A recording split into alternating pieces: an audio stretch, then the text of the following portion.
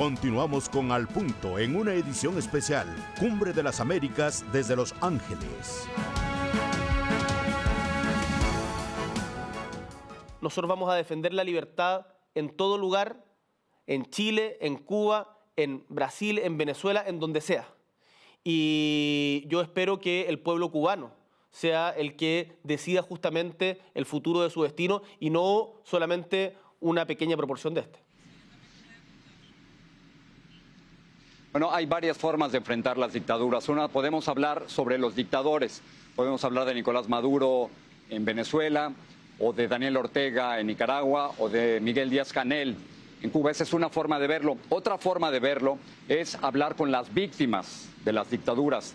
Y es muy distinto tratar a un dictador que una víctima de las dictaduras. Hemos invitado aquí a 3 personas que saben perfectamente lo que es sufrir la represión y la violencia en una dictadura. Me están acompañando Victoria Cárdenas, es esposa del candidato presidencial y preso político Juan Sebastián Chamorro en Nicaragua. Roberto Quiñones es un periodista y expreso político en Cuba. Y Munira Muñoz es abogada y coordinadora de la organización Foro Penal en los Estados Unidos. Gracias por estar aquí. Es muy importante que sus voces se escuchen, que sus voces no se apaguen cuando los dictadores quieren que ustedes se callen. Y ellos no quieren que hablen y nosotros queremos que sí hablen. Así que quisiera comenzar contigo. ¿Qué pasó con tu esposo? Gracias, Jorge, por este espacio. Para nosotros es muy importante tener espacios así para alzar nuestras voces y que todo el mundo se dé cuenta de lo que está pasando en nuestros países. Mi esposo fue secuestrado hace un año, hoy tiene 367 días de estar secuestrado. En Nicaragua. En Nicaragua, estuvo desaparecido por 3 meses y incomunicado por largos periodos de tiempo. Él es uno de los 182 presos políticos en mi país y al día de hoy mi hija y yo no tenemos ningún tipo de contacto con él. ¿Por qué lo arrestan? ¿Por qué lo detienen? Mi esposo es inocente, él quería un cambio, una transición pacífica para mi país y por eso se lanzó como precandidato a la presidencia. O sea que quería ser candidato a la presidencia, no le gustó al régimen de Ortega y lo detienen. Daniel Ortega decidió secuestrar y silenciar a toda la oposición. De los 10 candidatos, 7 están secuestrados y 3 en el exilio. Roberto, tú fuiste prisionero político en Cuba, ¿qué pasó? Bueno, yo ejercía como abogado en Cuba desde 1981, pero ya en el año 1994 yo solicité amparo a la embajada norteamericana para ver si me apoyaban, porque mi vida era muy difícil y fui detenido por la seguridad del Estado el 2 de julio de 1999 y estuve preso 4 años, 8 meses y 12 días por la comisión de un supuesto delito común. Y después en el año 2019 recibí una golpiza brutal frente al Tribunal Municipal de Guantánamo por ir a cubrir un juicio de unos pastores protestantes. Y mi vida no ha tenido, digamos, paz desde que comencé a tener enfrentamientos con la seguridad del Estado en Cuba, un país donde hay un enorme sufrimiento, enormes carencias y una enorme represión por parte de la dictadura. Munira, tu hermana en Venezuela, ¿dónde está? Mi hermana está presa en Venezuela, como digo yo, porque ella ya lleva 5 años. Ella estuvo presa en el 2017, 5 meses. Lisbeth Áñez, la conocen como Mamá Liz por la labor que ella hace para niños con cáncer. Y se supone que, bueno, ella salió en noviembre del 2017, pero con medidas cautelares, restrictivas a la libertad, como están otros 9.000 ciudadanos en el país. No puede viajar, se ha perdido de todos los eventos familiares. Yo me mudé a Miami en el año 90 por razones personales y vivía muy tranquila hasta que me conecté con esa realidad en Venezuela.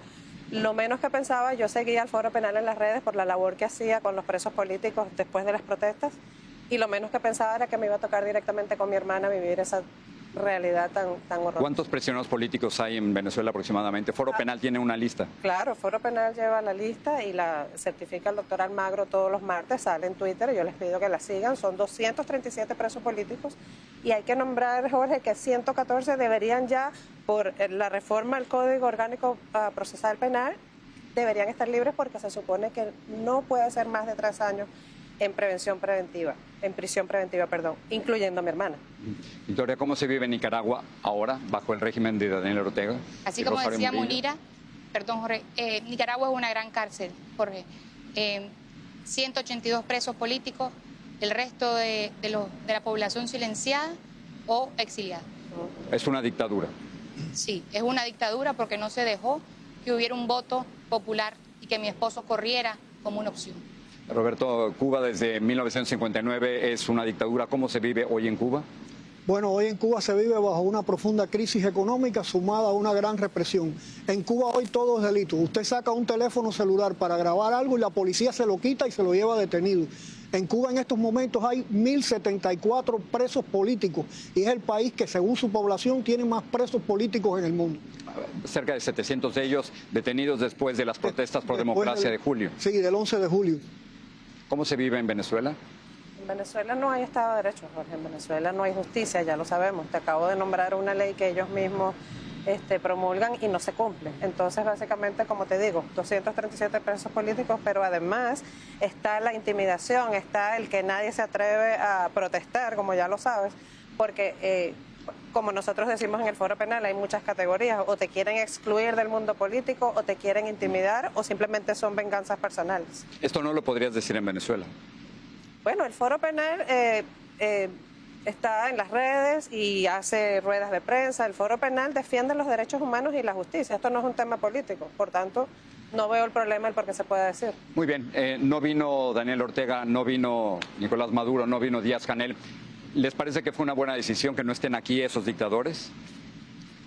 A mí me parece que hay que seguir exigiendo que se haga justicia y que haya libertad y que no se violen los derechos humanos, que cada país se pronuncie, que cada comunidad, cada organización se siga pronunciando en contra de la represión y la violación de derechos humanos. ¿Tú crees que Díaz-Canel no debía estar aquí? Estoy absolutamente convencido de que fue una buena decisión y desde una profunda humildad, pero también conociendo el sufrimiento de mi pueblo, yo le digo con todo respeto al presidente Biden de que con la dictadura cubana no se puede dialogar, porque sentarse a dialogar con estas personas que están reprimiendo tanto a mi pueblo es darle el consentimiento para que sigan haciéndolo aún más. Algunos creían que más contactos, más turismo, más diplomacia podrían suavizar a los regímenes de Nicaragua, Cuba y Venezuela. ¿Tú qué crees? Yo creo que los líderes de Estado, Jorge, deberían de priorizar los derechos humanos antes que cualquier otra estrategia en la región y de los países. Muy bien, me quedan poco tiempo, pero si el presidente Biden los estuviera escuchando y gente en el Departamento de Estado, y yo sé que muchos de ellos lo van a hacer, ¿cuál es el mensaje? ¿Qué debe saber el presidente Biden? ¿Qué deben saber los principales funcionarios de los Estados Unidos?